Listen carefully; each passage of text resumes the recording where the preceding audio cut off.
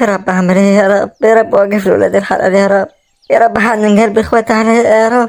يا رب حنن قلبهم علي يا رب. يا رب متولي يرجع في كلامه يا رب. احنا مش ناقصين، ده كله بسبب الابله هدي. ليه ما تسمعش كلامه؟ يعني حبك تجيب مناديل يعني؟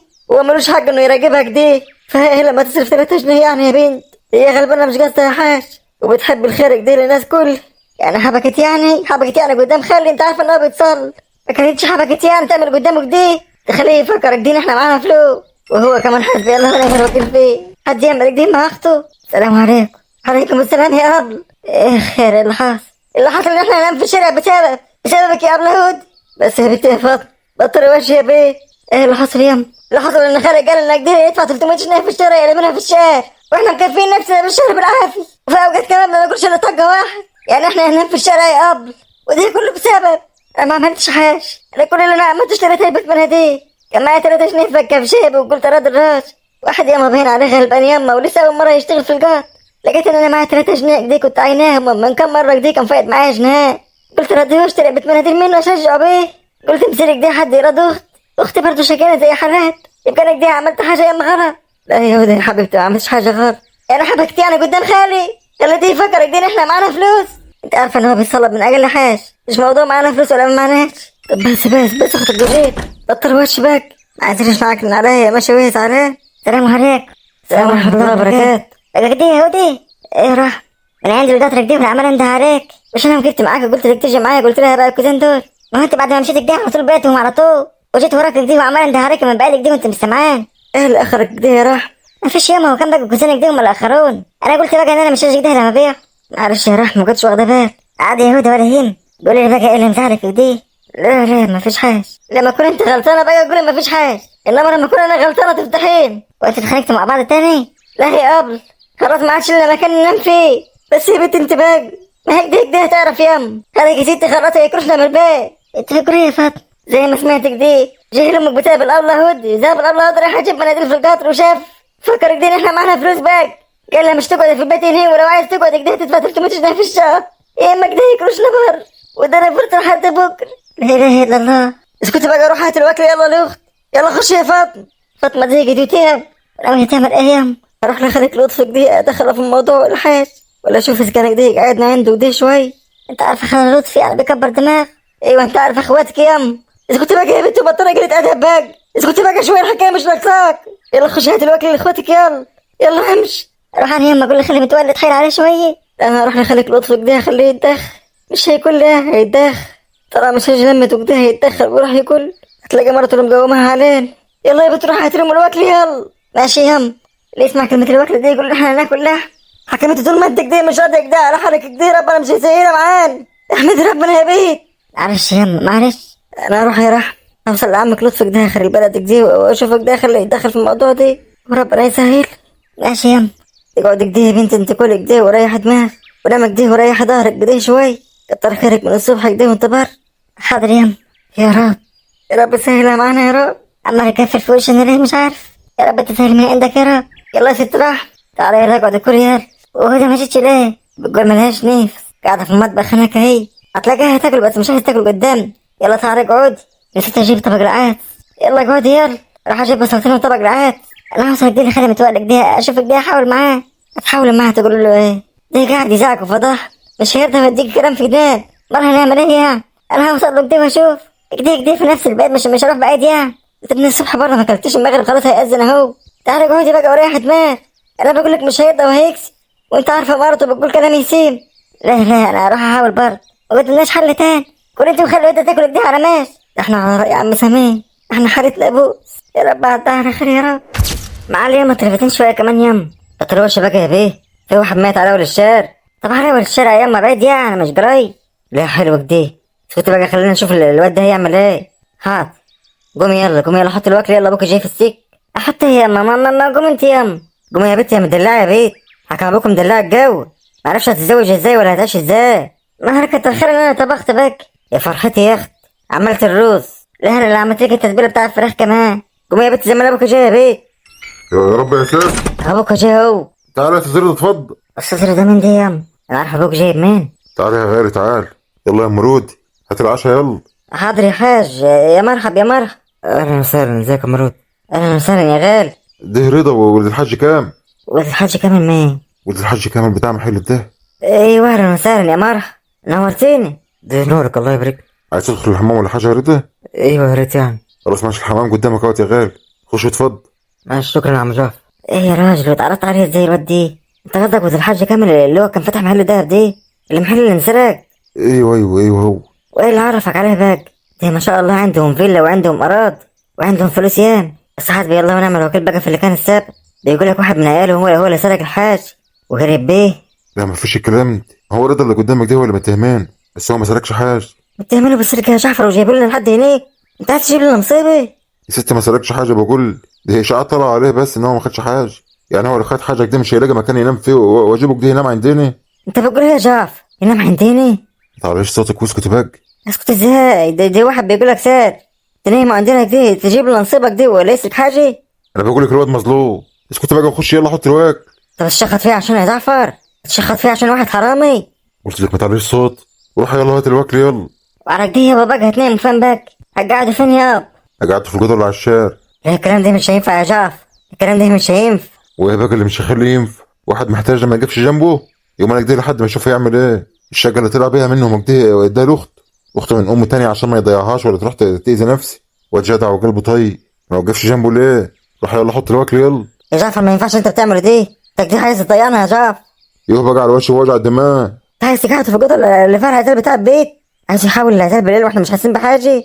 ولد الحاج كامل اللي كان عنده محل دهب هيحاول لا زال، ما تاكلها يا ولي انت. الناس كلها جايه عليه ان هو حرام، بقى يطلع دي هربان بالذهبات. لو هو واحد هربان بذهبات وقيمتها ملايين هيروح ياكل عندي فول وهيستنانا بيته عندي في بيتي؟ ما تاكلها ما. العجل بيقول ان انت ما بقيتوش عندنا، دي من الاساس اصلا. مش بايد الحكومه كده تحط في دماغها ان هو مشارك معاه ولا يطب علينا كده في اي وقت. يوه انت هتجيبها البر النهارده ولا ليه؟ روح يلا خليتنا على صوت. ماشي يا جعفر، انت من متى وانت عارف مصلحتك. روح يلا يا بنت حاولي معاه. ماشي يا. ربنا يهديك، الله يكون في عونك في اللي هو مفيش حد حاسس بيه. ايه يا ابني قفلت كويس؟ ايوه يابا كفرت كويس. امال الاستاذ رضا فين؟ في الحمام. تعالى اقعد يلا يا استاذ رضا. اقعد فين؟ انا كنت عايزك بس تعرفني المكان اللي هنام فيه ويبقى احنا كده كتر خير. لا انت تاكل معانا، انت حتى حماتك بتحبك النهارده هناكل فراخ.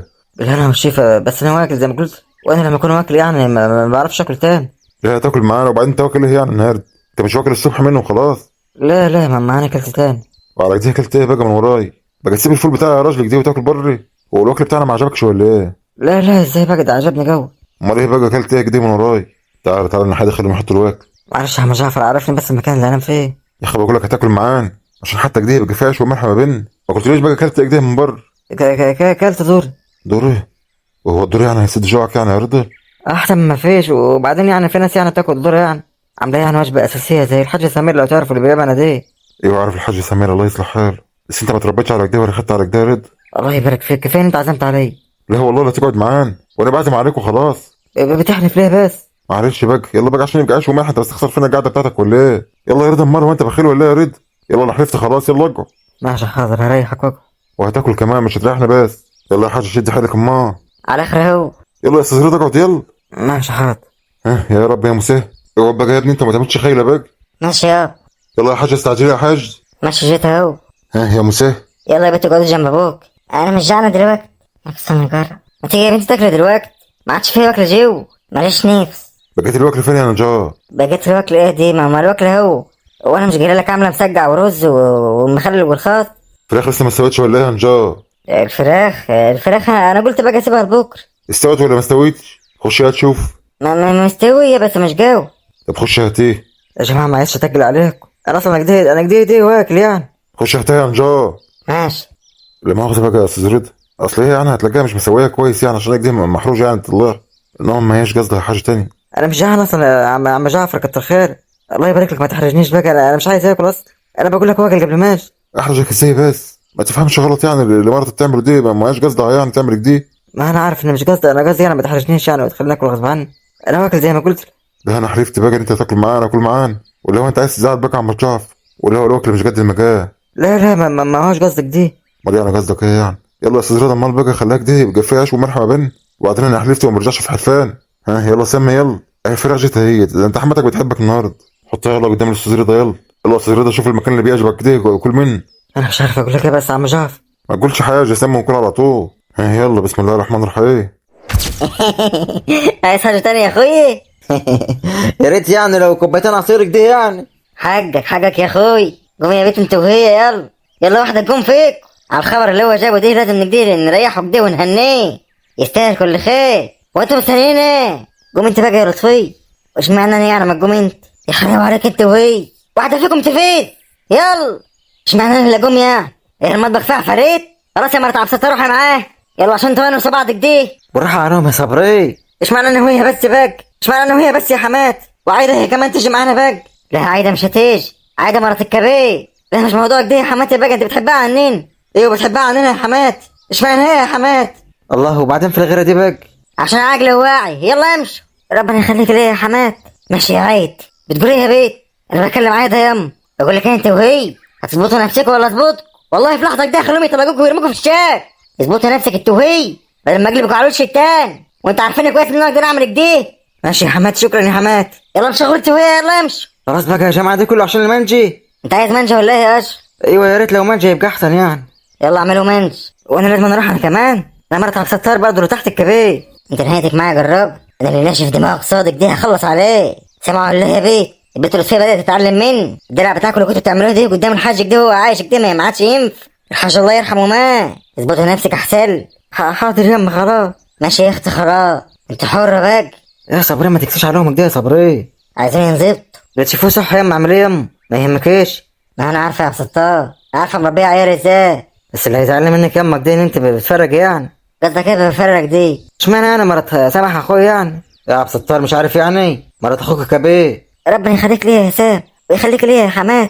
انت اللي فهمان، انت لازم اديك الجيمه كده عنه. وانت يا عبد الستار انا عارفه ان انت لو عليك كده، لو طلقتها لك كده وجبت لك عروسه تانية هتفرق. والله يما اللي تشوفيه بقى يما. بس ربنا يهديها لك عشان تعيش مع اولاد ما عايزين شواش.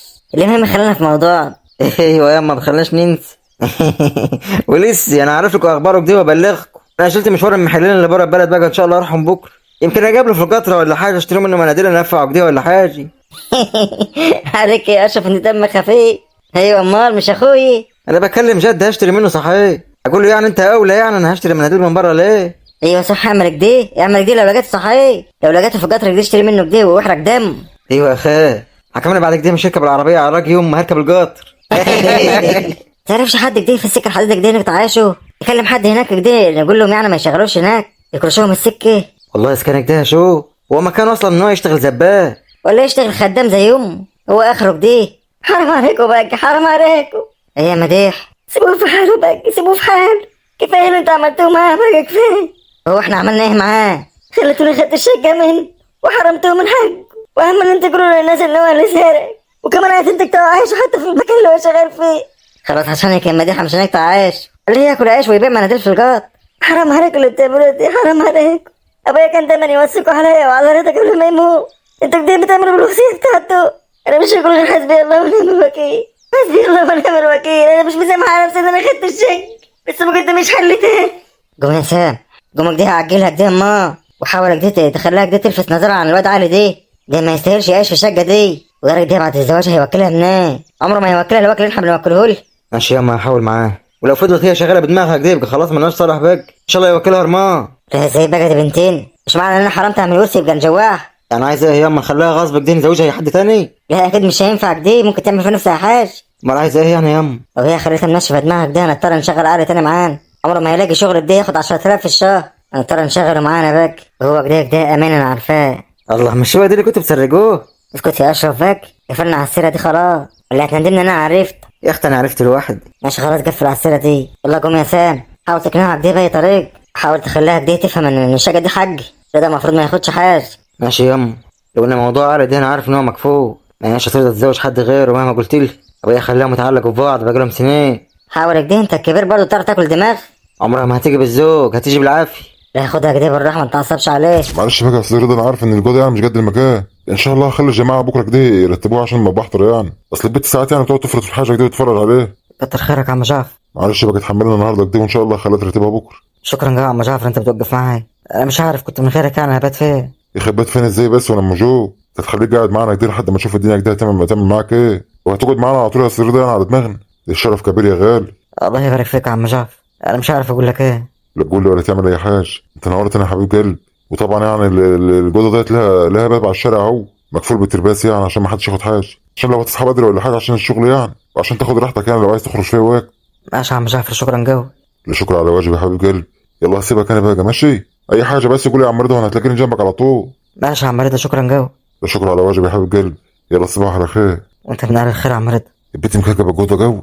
يا رب، يا رب استرها معايا يا رب، استرها معايا يا رب وعدها على خير يا رب. ولا عمري كنت فاكر ان انا هتحط في موقف زي ده في يوم من الايام. اول يوم ليا مش على السرير بتاعي. يا رب الايام الجايه تعدي على خير.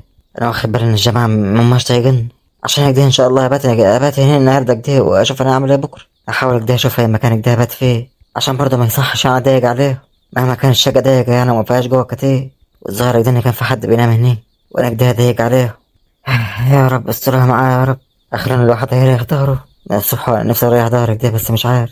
الله يكتر خيرك يا عم جعفر. مش ممكن ان كان في حد يعمل معايا كده. ده حتى اخواتي رموني في الشارع، والشقة اللي كانت باقية لي كمان مرة طبيعي كانت بصلة فيه. طلبت كده منهم كده بالاسم كده انهم يقضوها مني، وهعمل ايه؟ ما كانش قدامي حل تاني. ما كانش ينفع اسيب اختي كده تروح تعمل في نفسها حاجة ولا تموت نفسي.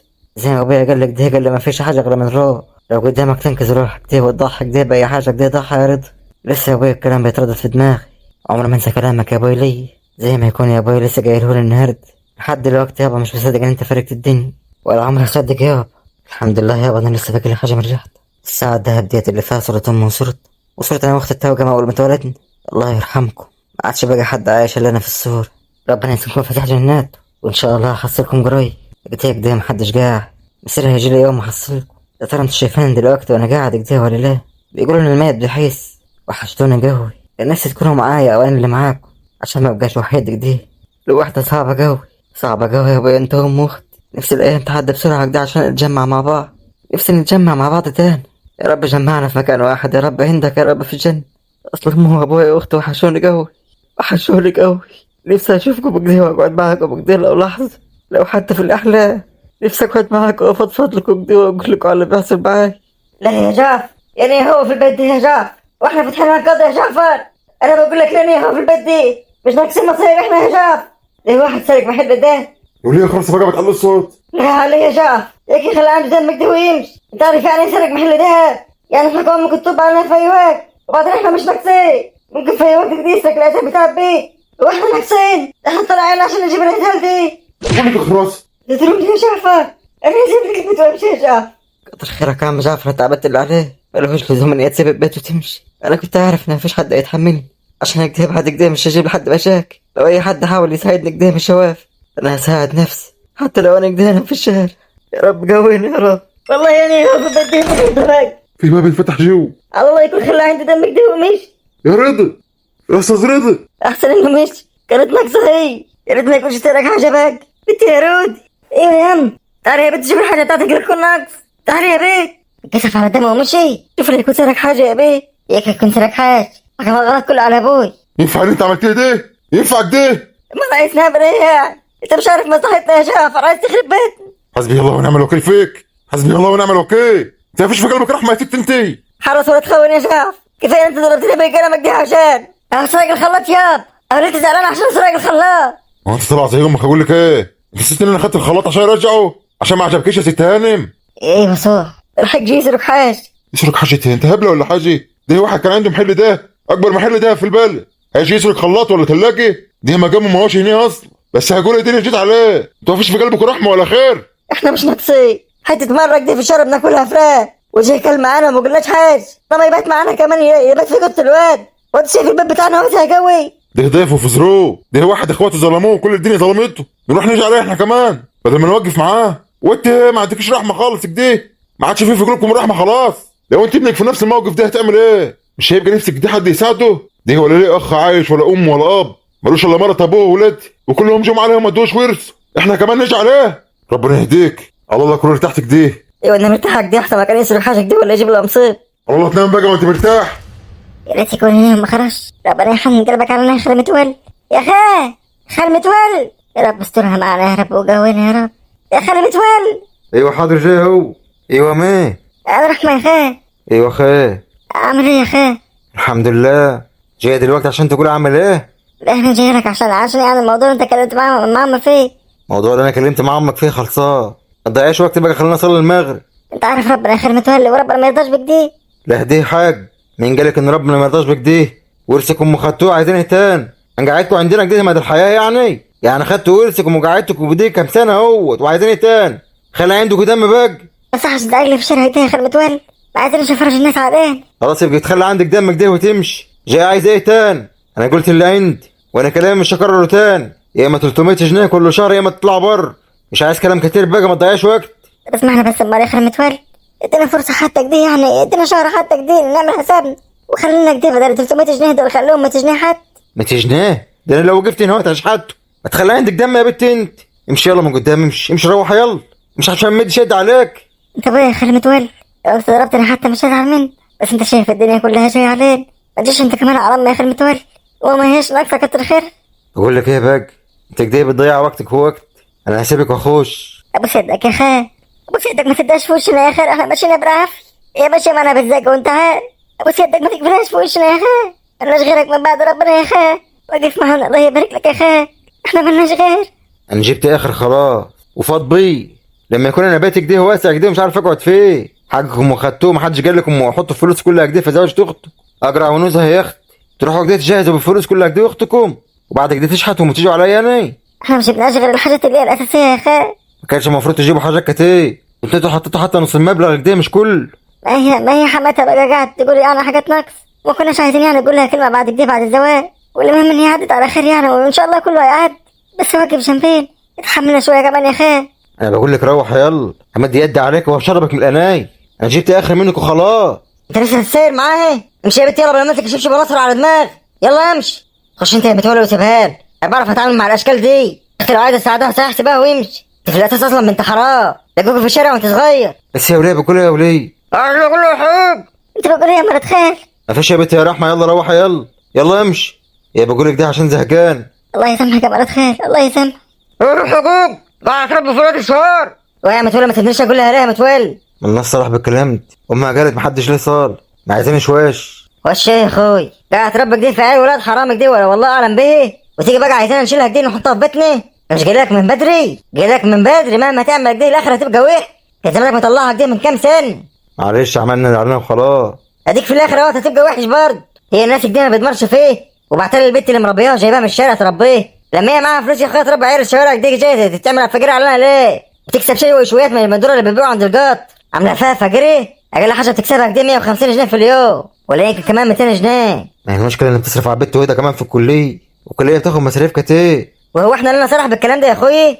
دي بنت هتصرف عليها زي ما هي عايز، خلينا نشوف بقى احنا مصلحتنا كده ونشوف هنهد ولا هنعمل ايه ونبني مثال، هنفضل موقفين حلك ده عشان هي؟ طب خلاص قفل على السيره بقى ويلا تعال خش. سيبني اروح اديها كلمتين، الاشكال دول باردين ومش هيجوا بالراحه. يا ست خش بقى وريح دماغ، ما مش هيعرفوا يدفع 300 جنيه وهيسيبوا المكان ويمشوا يشوفوا يقعدوا فين، وبعدين لسه قدامنا شويه على ابن مسلح، مستعجل ليه؟ ابقى الدهبات ونكمل ونبني مثال، بس المهم الغمه دي تمشي من هنا وتسيبني، تسيبنا في حالنا بقى نشوف مصالح. ده ايه الجرف دي؟ ربنا هياخده. يلا تعالى خش تعال. ماشي يلا خش. تعالى انت جيب الضغط، مهما الواحد كده صبرك دي وعمل خير مش هيدمه. انا شفت اخر خلاص وعايز انام، انام هنا وخلاص، في ذكرى اهوت ممكن انام فيه، بس المشكله ان ممكن حد يفكر ان انا هسرق بالعربيه ولا حاجه. انا تحت الشجره دي. كتر خيرك يا عم جعفر، انت عملت اللي عليك وزياده، كتر خيرك لحد كده، ما عايزش اجيب مشاكل ولا وش لحد تاني، بعد كده هعتمد على نفسك دي، انام في اي حته كده لحد ما اشوف هعمل ايه.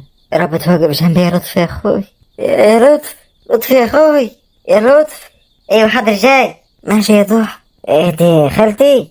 ايوه يا حبيبتي، ابوك فين؟ ابوي اخش اشوفه جوا اهو. الله يبارك لك يا ضحى، قول لاختك عايزك ضروري. ماشي هشوفك دي يا اختي، جاي ساعة الوقت. ايه يا بيه؟ كلم يابا خالد. طب شيل الفراخ دي، شيل الفراخ. اخص عليك يا لطفي. ايوه يا حسن خير. ايه دي من اللي نايم دي؟ انت جدع انت اللي نايم انت؟ ايوه يا عم الحاج، ايه اللي منامك هنا؟ يعني هو انا انام فين يا عم الحاج؟ نام في اي حته بعيد عن هنا، واحنا فاتحين على قنده هنا ولا ايه؟ وبعدين حبكت يعني تنام قدام العربيه بتاعتي؟ توكل على الله، يلا توكل على الله، يلا يصلح حالك. حاضر يا عم الحاج. علم حراميه قال حبكت ينام قدام العربيه بتاعتي، بفكرنا عبيط يخلينا ننام من هنا وبعدين يغفلني. يا حسن خير يا حسن. انا اتكلم بره في الشارع دي. وانت يعني هتطول في الكلام؟ الاكل محطوط جوه، ما عايز اخش اكل. انت كلت ولا لسه؟ احنا بناكل يعني حاجه بسيطه، ما بناكلش يعني، بناكل فطير بعسل بس. ايه انا ما سمعتكش يا لطفي، انت بتقول لها شيل الفراخ. يا خسارة المفروض تسنين دول تبقى في ظهر. ما تقول يلا يا حسن، ولا هو كلام هيحلو جوا يعني. اقعد يلا اقعد يلا، خلينا في الطراوه هنا. ها ودي قاعد، اقعد يلا. حاضر يا لطفي. ها خير بقى، ايه اللي حاصل؟ انا الدنيا واقفه معايا من دول، حتى مش عارف ادفع فلوس الكهرباء بتاع الشهر دي، وحالتك دي ما تصر. ما لقاش معاك كده 200 جنيه سلف. فاكر اني هقول له سلفني فلوس؟ يسبقني قبل ما اقوله بيقول لي سلفني انت. انا مش جاي يا لطفي عشان استلف منك فلوس يا لطفي. ماشي ما انت ما معكيش يعني 200 جنيه سلف لحد اخر الشهر بس عشان يعني الدنيا مزنقه معايا. لا يا لطفي لو معايا مش هتأخر عليه. ماشي خير مالك دي في حاجه ولا ايه؟ اخوك متولي يا لطفي عايز يطلعني من الجوده اللي انا قاعده فيه. يا اما يا لطفي هياخد مني 300 جنيه ايجار كل شهر. طب ما كويسين 300 جنيه، ما هماش كتير يعني. وبعدين كتر خير اللي هو يتحمل دي كله برضه يا حوس. مفيش حد بيتحمل حد في الزمان. حتى الاخوات ما بيتحملوش بعض. حتى الاخوات الزمان ده يا اختي صعب حبتين، الواحد مكفي نفسه كده بالعافيه. يعني ناكل في بعض يعني. ما ناكلش في بعض واتحمل الكتير برضه. وبعدين 300 جنيه ما هماش فلوس يعني. هتقعد انت والعيالك دي في جوده وحمام ومطبخ حلوين ب 300 جنيه، ده حلوين جوه كمان. انت عارف البر وغطاه يا لطفي، عارف ان انا مش هقدر ادفع له 300 جنيه. انا بكفي نفسي كده في الشهر بالعافيه، وفيها ايام ما باكلش فيها يا لطفي. بنقضيها كده بكوز دورك ده باي. انت يا بنتي ما شاء الله يعني العيال يعني بيروحوا يشتغلوا عند القطر بيجيبوا فلوس. الكوز الدولار بيبقى واقف عليك بجنيه وبيبيعوه ب7 جنيه وب10 جنيه. بلاش تديها الفجر يا حسن. ربنا يكرمك والحمد لله يعني، ما تنكريش النكران ده ما هوش حلو، وربنا هيبعد عنك النعم. والله يا اخويا مكفي يا نفسي بالعافيه، وانت مش مصدقين ليه؟ انتوا مش عارفين مصاريف الكليه ومصاريف اللي ورانا. هو انت غلطانه برضه. البنت الرحمه اللي ملهاش اهل دي اكيد بتصرف برضه. افك كتر خيرك انت ربطها لحد ما كبرت كده وتقول لها بقى انطلقي بقى وشوفي حياتي. حرام عليك يا لطفي، ده هي البت ديت اللي شايلان من وقت ما تعبت ورجعت كده، وهي اللي بتروح تبيع عند الجار. انا جاي لك عشان توقف جنبي يا لطفي مش تأنبني. اوقف جنبك ازاي يعني؟ انت عارفه البلو غطاها برضه. انا حتى مش عارف ادفع فلوس الكهرباء للراجل. عايزك تروح لما تحل اخوك وقول له كده وتوسع علينا وقول له يصبر علينا شوي. معنى ان انا اروح ولا حاجه هيقول لي خدهم عندي وانت عارفه البلو غطاها يعني والدنيا بايظه معايا، ولا يقول لي ادفع انت 300 جنيه وانت عارفه البلو غطاها برضه. وبعدين انت قدامك تحل وانت مش عايز تحل. البنت الرحمه ديت سيبها كده تروح في اي حته. والبنت فاطمه بقى قدامها عريس لقطه ليه، وقلت لك على كام عريس قبل كده ما رضيتيش. عارف ان انت بتجيبهم كلهم كده مش كويسين وبيشربوا حاجات وحش. كفايه الزوجه الاولانيه بقى، كفايه الزوجه اللي انت جبتها له وبعد كده بضرب نفسي بالجزم. يعني لما بنت تتزوج ولا تفضح؟ ما قلتش حاجه بس كنا نزوجها لحد كويس، ما كناش رميناها الرميه دي. البت بتيجي شكلها باين عليها ان جوزها معذب، وهو كمان بيشرب ومش كويس. اهو اللي حصل بقى نصيب احسن ما كانت تعري. اللي مهم العريس اللي انا جايبه لك المره ده بقى لقط. لطفي طيب يا لطفي بقى ارجع عني، انا جاي لك عشان توقف جنبي يا لطفي. هو انت اللي مش عايز توقف جنب نفسك اهو. اسمعيني بس، ده عريس حلو. واحنا معانا فلوس عشان نجهز يا لطفي. يا بنت اسمعيني للاخر هتكسب يا بيت. ده هو العريس اللي انا جايبه لك ده هيديك فلوس ومش عايز منك كوبايه حتى، هتوديها بالهدوم اللي عليه. ازاي يعني يا لطفي واحد بيعمل كده في الزمن دي؟ شفت باجي انا جايب لك عريسك دي. وده عريس مين ده يا لطفي؟ واحد صاحبه وحبيب من دورك دي. عايز يجوزها الراجل الكبير يا لطفي. اسمعي يا هبله، انت لما تعمل زي اختي انت عايزها تعرني. لما تستر كده وتتزوج واحد قدك ده احسن ما تقعد كده في البيت. والبنت انا شايفها كده ما عادش شايفه ماشيه كده بتخبط في الناس في الشارع. ده واحد ما شاء الله عنده بيت ما شاء الله على 2 جريه، واولاده كلهم مسافرين ما شاء الله عليه يعني. عنده ولدين متزوجين والتانيين ما شاء الله بيقبضوا بالدولار كده مسافرين بره، بس الحريم بتاعتهم قاعدين مع ابوه وعايزين يسافروا لهم يعني، بس عشان يعني بيخدموا ابوه. فهو يعني لما لقى كده عايز يتزوج يعني عشان واحده تخدمه يعني. وعنده كشك عند القطر يعني، وانت عارف الكشك بتاع القطر دي بيجيب كام في اليوم. هو قاعد فيه يعني يسلي نفسه بس هيعيش احسن عيش. قمت ليه يا بيت؟ كتر خيرك يا لطفي، انا مش شايل عيال يا لطفي. ويا وش الفجر، انت وش فجر يا بيه. قال مش هترمي عيال اذا كان ابوهم رماهم ومشي. يلا انت حر انت الخسران. لو ده كان هيطلع له مصلحه حلو. يلا يا وليه هات الفراخ يلا. مش ناوي بقى تفك يا علي؟ الحزن اللي انت فيه يا ابني ده مش هينفعك في حاجه. بطل نكد بقى امال وروح معاه بكره كده شوف الشك وشوف حياتك يا ابنك ده وعيه. نكد على نفسك ليه ومنكد على البيت؟ هي بتحبك عشان كده خدت الشك، ما تقعدش بقى تأنبها كده كل شويه. حاضر يم. وموضوع بقى على اخوها دي شيل من دماغ. على اخويا مش هينفع اشيله من دماغ، عمره ما هيتشال بعد اللي عمله معايا دي. يا ابني ده اللي المفروض كان يحصل يا ابني، دي حاجه مديح، دي حاجه ما هيش عامله حاجه حرام يعني ولا ايه؟ خلاص يما قفل على السيره بقى عشان ما تقلبنيش تاني. انا صدقت ان انا فقت شويه. فوقك دي يا عالم مال وانصحك دي يا ابني، دور على مصلحتك يا ابني. الزمن دي لازم تدور على مصلحتك فيه. اللي مخيبك طول حياتك دي انت ما تدورش على مصلحتك. مش كان زمان الحاج كامل كان زمان لو جدي جاب لك شقه انت اللي بجد كله كده اخرها براحتك، كان زمان جابها لك من بدري. احنا كده ما كناش هنتزوج دلوقتي، كنا هنتزوج بعد ما تخلص دراسه. خليه يجيبها كده ويكلف نفسه كده ويركن فلوس على الفاضي. يا ابني ما شفت اخرتها اهو، في لحظة الراجل مات ولا طول أبيض ولا أسود. خلاص يما اللي حصل، انا عندي الحاج كامل كده يبقى عايش كده احسن من اي حاجه، بس ده قدر ونصيب بقى. ايوه يا ولد، قدر ونصيب الحمد لله. اوعك تعمل اللي انت قلت عليه بقى يا عيال. قصدك عليا يعني؟ اللي بعد الزواج يعني تكتب يعني الرضا يعني الشقة تاني. هو ده اللي لازم يحصل يما، ورضا مش هيقول لا، رضا هيقعدنا في الشقه ومش هيقول لا، ده واحد ضحى بكل حاجه عشان اخت. ماشي يا ابني، حرام عليك، ما تظلمش نفسك وتظلم البت معاه. دي حاجة يا حبيبي، ما تفرطش فيه بقى وعيش حياتك بقى وشوف مستقبلك انت. قفل يما على السير احسن، قفل يما على السير. اديني قفلت يا عيال. سايب حرام عليك لو انت عملت كده. احضرنا يا حاج سليمان وشوف ابنك عايز يعمل ايه. يا ابوي عملت ايه يا ابوي؟ قلت لدرويش وقف جنبه ما هوش مصدق، يقول له نضرة هتلاقيه يسرق الذهبات وهيطلعها بس مش دلوقتي. ما هو ده اللي انا بقول، وعلي ابنك مش مصدق، وحتى لو مش سارقها هو اللي ضيعها. ربنا يهديه، يكونوا التانيين احسن من الاخوان، ازاي يصدق ده على رضا؟ ما انا قعدت اقنعه باي طريقه يا ولد مش راضي. له لما انا قلت له كمان ان رضا ده الشقه لاخته يعني مش مصدق، وحتى لما صدق يعني وخلاص اقتنع يعني قال ان اكيد اداها لها عشان يعني معاها ذهبات كتير، فيعني مش هيفرق معايا الشق. ايوه ما هو شهبل يعني هو. خلاص بقى يما قفل يما، ما هو شهبل لا اهبل يما، اهبل يما وطيب بزياده عشان كده اداها الشق، خاف ان هي تعمل في نفسها حاجه وفي نفس الوقت هتلاقيه عايز يوفي بالوعد بتاع ابوه. ايوه يا ولد انا شايفك ده برضه، ربنا يكون في عونه بقى، وانت عارف يا ولدي يا ربنا في يعني، واعمل زي ما انت تقول. ايوه يابا هعمل زي ما انا اقول. حرام عليك يا سليمان، انت بتقول له ايه يا سليمان؟ ايوه لازم نعمل كده، رضا خلاص ما عادش ليه حد، على الاقل يقعدوا معاه في الشق. ايوه يابا هيقعدوا معانا، لا احنا اللي هنقعد معاه مش هو اللي يقعد معانا عشان دي شقته وهيرجعها له. حرام عليك وحرام عليك اللي بتعمله دي. ايوه يا ولد عشان ما يبقاش حرام عليه، احنا كده مش قاعدين في الدنيا. حاضر يابا ما تقلقش، كتر خير ان هو يدينا الشقه كده عشان نتزوج فيه، عشان نرضي صبرين الشيطان. حرام عليك اللي بتعمله في نفسك دي يا علي. ايه يا سليمان بتشجع يا سليمان؟ مش كفايه ان احنا ما عملناش مستقبل ولا حاجه جديده يقعد فيه، عايز كمان تضيع الشقه من يده. دي ما هي اتشقت عشان ضيعها من يد، دي شقه الوقت الغلبان اللي كل شيء عليه واترمى في الشارع، والله اعلم فين دلوقتي ولا عامل ايه. لو انت ابنك مكانه كده هتبقى مبسوطه؟ اتقي ربنا يا اعتماد، اتقي ربنا واعجليها كده ما. ومين عارف هو اللي سرق الذهبات ولا لا؟ ما يمكن هو اللي سرقها وعمل غلبان. خلاص يا جماعه خلاص قفلوا على السيره دي، يلا هنخش ننام. جدع يا سليمان جد، اديك كبرت في دماغ ولدك وهيعمل كده. هنخش ننام انا كمان يا اعتماد، وربنا يهديك. انا غلطان ان انا خايف على مصلحته، ربنا يريحكم مني طالما مزهقكم كده. عارف شهادة الخير لحد ما تقضي، عارف مش عارف مصلحة. أنا عليك يا عيد، أنا عليك سبب ولدك هتعيش كده طول حياتي، هتعيش كده طول حياتك من غير راس. استغفر الله العظيم، ربنا يصبرنا عليك يا يم. يا ترى العريس كده راح، يا ترى الوحش زعلان مني، غصب عني يا وحش غصب عني، مش قادر على ابني مش قادر عليه، بس مهما عدى العمر يا وحش هتفضل وحش في نظر، هتفضل في قلب. في قلبك يا يم، يما لم الدور بقى النهارده يا يم. اسكت يا اسكت يا انا ندمان عليهم اللي جبتك فيه. الحكايه والله يما ما نقصاك، كفايه اللي انا فيه بقى يا يم، انا خدت كذا شهر في الشغل يا يما مش واخد مرتب يا يم. تستاهل الاجرار دي كله عشان ظلمتني معاه، ضيعت شباب عليك يا ربي. ابوك مات وربتك لما كبرتك، وفي الاخر برضه وقفت قصاد، وقفت قدام حياتي، وقفت قدام امل ومستقبل. مش هرد عليك احسن اصل جيل غلط، وربنا يصبرني بقى. ضيعت عمر وشباب عليك وما دمرش فيه.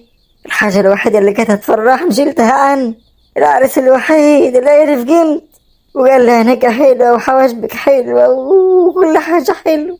يعني هو قال لك كده؟ قال لك عينيك حلوة؟ ايوه قال لي وافضل كده حطها في قلب، افضل حطها في قلبي طول حياتي لحد ما اموت، وانا مش هتزوج الا هو يا ربي، انا مش هتزوج الا هو. وانت مفكر نفسك هتتزوج يا ما ينفع تتزوج اصلا؟ ايوه يا ربي ينفع اتزوج، ما ينفعش ليه يا ربي؟ سيبني اتزوج يا ربي واشوف حياتي يا ربي.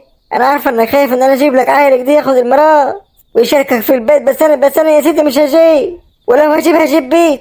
يا رب صبرني يا رب. ياما هو انت مفكر ان انت هينفع تخلف ياما لو انت اتزوجتي؟ ياما هتدخل على 70 سنه ياما.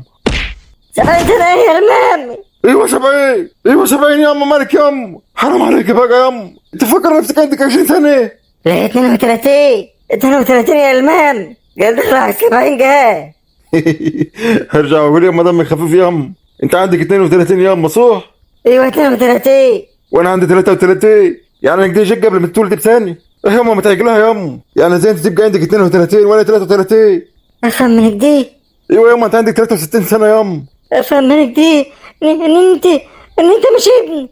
هو ده اللي انت فهمتيه ياما؟ ايوه افتكرت ابوك اتزوج علي.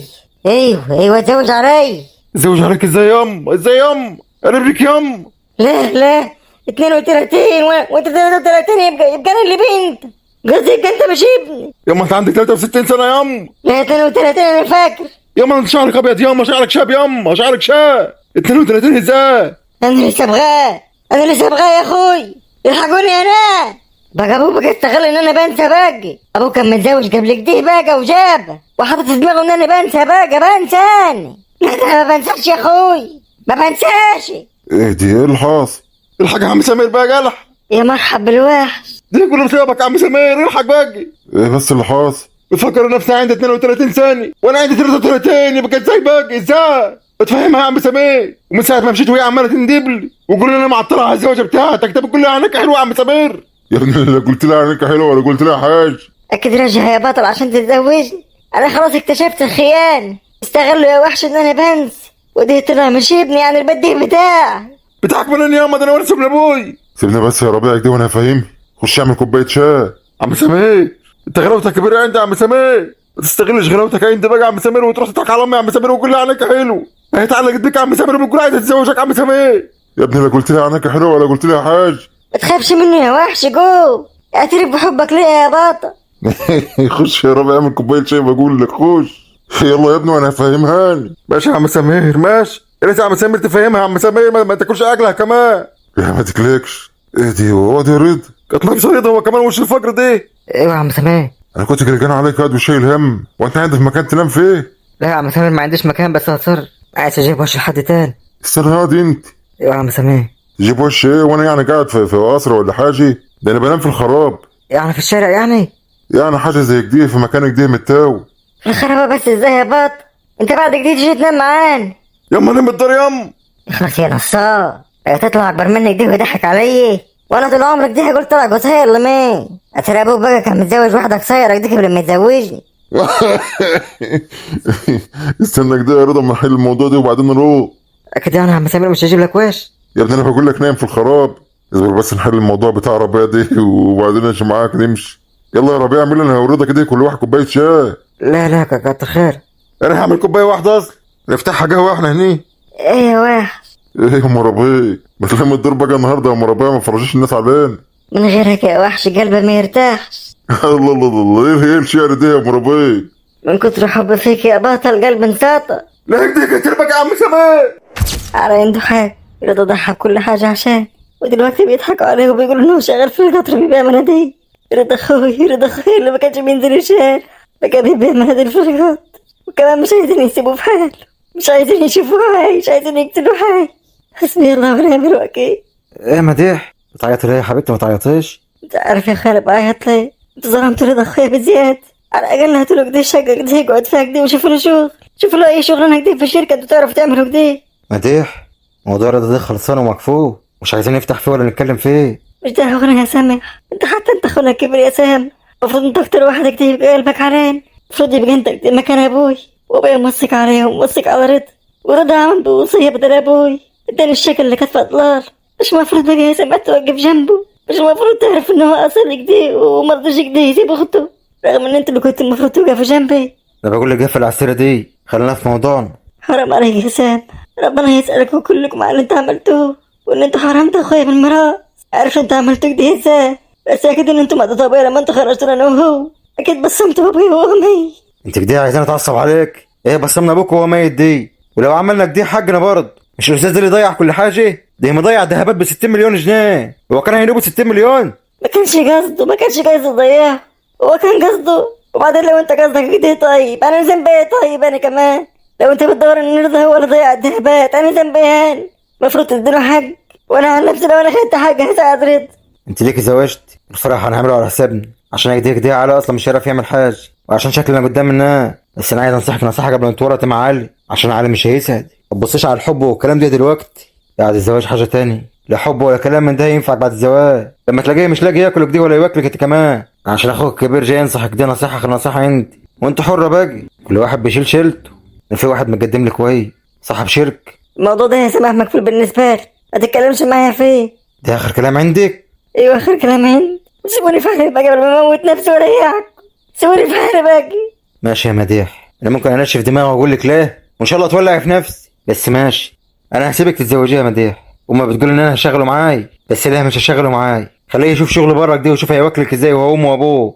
ماشي؟ وتعالي تدللي لك دي بقى عشان اشغله معاي. وبرضه هقول لك لا، ان شاء الله هتشرب مترع. ماشي يا بنت ابوي، خليك ماشي ورا قلب الجو، خليه ينفع. مش هقول غير حسبي الله ونعم الوكيل، حسبي الله ونعم الوكيل. يا ريت يضيرين عليها بكره، ابيع حتى الذهبات اللي انا لابسها تودي له حقي، اخليه يمشي نفسه بقى كده ويشوف شقه كده يأجر لحد ما نتزوج ونعمل زي ما على بيقول. انا قاعد افكر كده، يا ترى وانا فين دلوقتي؟ يا ترى هو بيهدي الوقت ولا بيعمل ايه ولا ياكل ازاي؟ حقك عليا يا رضا يا اخوي. اختك فكرت في مصلحتها بس وما فكرتش هتعمل ايه لما تسيب لها الشقه، ولا هتنام فين ولا هتاكل ازاي. تطلع شغال في القطر ببيع مناديل. ربنا يكون في عونك يا رضا يا اخوي. ما هو دي طبيعي يا رضا، في الزمن ده من غير ما تحتاج الناس، لو جيت تنام بس قدام بيتهم كده يفكروك حرام. عالم ما بقتش زي لو، بدل ما يقول لك دي تعالى كده ما اشوف حته كده تنام فيها ولا حاجه، ولا يقول لك خد كولك دي ولا اعمل اي حاجه.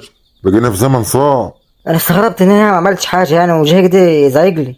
الظاهر كده ان هو كان مفكر يعني ان انا اسرق العربيه بتاعته. سيبك من المهم هنا بقى، ولا حد هيقول لك كان ولا مان. المكان ده انا قاعد فيه بقى 4 سنين، كان في واحد قاعد فيه قبل بس ما اول ما مات على طول كنت بنام معاه برضه ورحت شابط مكان. وعلى كده يعني مش تجري عليك؟ يا ابني تجري عليه، احنا قاعدين في الخرابه يا ابني، الزباله كلها قبالنا هي، بس دي حته من الدريق دي مش شتا والساقه. هو ناقص بس ان انا اعمل بابك دي ويبقى دي حته مقفول. ايدك دي ربنا يكرمنا دي ببابك دي ولا حاجه نركب. انت لسه ياما هتشوف يا رضا عشان ما تفاجئش يا ابني، احنا في زمن صعب وانت يا دوبك لسه يا ولد لسه هتعيش فيه. ما عايزش ان انت تتصدم كده باللي انت هتشوف، وفي نفس الوقت برضه تفائل خيرك دي، احنا كده ما نموت يعني، محدش قاعد فيه. الحمد لله يا عم سمير. يدوم الحياه من دي وكده احمد ربنا. ما تستغربش لما حد كده يبص كده بصة استصغار ولا حاجه، لان في الزمن ده اللي معاه فلوس بيبص اللي معهوش ده بيوصل كده زي ما يكون شحات، زي ما يكون عيب كده عليه، زي ما يكون عيب على الدنيا، زي ما يكون هو شايله فوق دماغه. عالم بقت صعب، هيفكر ان الفلوس كل حاجه، ناسيين ان في لحظه كده هيموتوا كده ويسيبوا كل حاجه. يلا عشان تنام عشان تصحى بدري معايا. ماشي هتصحى معايا ولا ايه؟ ايوه يا عم سمير. خلاص ماشي ربنا يصلح حالك. انا جبت لك كراتين زي ما انا قلت لك اهو، عامل حساب ان انت جاي معايا بكره. خلاص ماشي يا عم سمير ماشي. يلا ومن حظك الحلو بقى العمود جاي ده اهو، لسه مركبين لندن من يومين، يعني هتنام كده والدنيا منوره اهي. قبل كده كنت بنام في الكوح. الله يعينك يا عم سمير. وعلى كده بقى انت هتنام فين انت كمان؟ انت مش شايف الفرشه اللي قدامك دي؟ ايوه ما خدتش بالي. انا اوقات بنام هنا واوقات كنت بنام هنا برضه، بس ما اكذبش عليك يعني اكترية الاوقات دي كنت بنام على الناحيه التانيه دي، اصل انا ظهري تعبني يعني وطريه شويه، ودي بصراحه بقى يا رضا ناشفه يعني شويتين، فمعلش بقى انا عارف ان انت هتبقى صعب عليك يعني اول الليل عشان ما انتش واخد على كده. لا ماشي يا عم سمير ما تقلقش، ان شاء الله هاخد على كده. يلا الله يعين، يلا نام يلا، تصبح على خير. وانت من اهل الخير يا عم سمير. انا زي ما يكون ما كنتش عايش، يمكن ربنا حطني في المكان ده عشان احس بالناس الغلاب. ايوه يا رضا يا ولد، دي ابتلاءات يا رضا، لازم انك دي تصبر وكده لحد ما ربنا يكرمك ان شاء الله. وقتها بقى افتكر كده الايام اللي كنت عايشها دي، واحس كده بالناس الغلابه ما تعملش زي الناس اللي ملهيه دي، ولا فارق معاهم غلبان ولا فارق معاهم حد. اي والله يا عم سمير انا عمري ما كان بيجي ببالي، بس صدقني الوقت اتحطيت في نفس المكان يا عم رضا وحاسس بيك، زي ما يكون قبل كده ما كنتش عايش، ودلوقتي بقيت عايش وشايف الدنيا قد ايه صعبة على الغلبان اللي مالوش حد. وفعلا الناس اللي معاها فلوس ما بتشوفهمش، زي كده بالظبط لما كنت اعمى كده ما كنتش شايف الناس دي. يا رب سامحني يا رب، انا كنت مالها بالدنيا قوي. دي جرس ليك بقى يا رضا عشان بعد كده بقى تخلي بالك. يلا بقى نام بقى امال ما تقعدش تفكر كتير، بكره ان شاء الله تفوق وتحلى كده وان شاء الله يبقى معاك فلوس. حاول بس انت كده لما يبقى معاك فلوس كده ما تنساش الناس دي، وانا اول واحد يا رضا ماشي. ان شاء الله يا عم سمير. ان شاء الله يا ولد. يلا نام بقى امال ما تشيلهاش هم، سيبها لله. وانا بالله يا عم سمير. يلا تصبح على خير. وانت من اهل الخير. يا رب الدنيا جوا يا رب، يا رب قوينا علينا فيها يا رب. الله يكون في عون كل محتاج.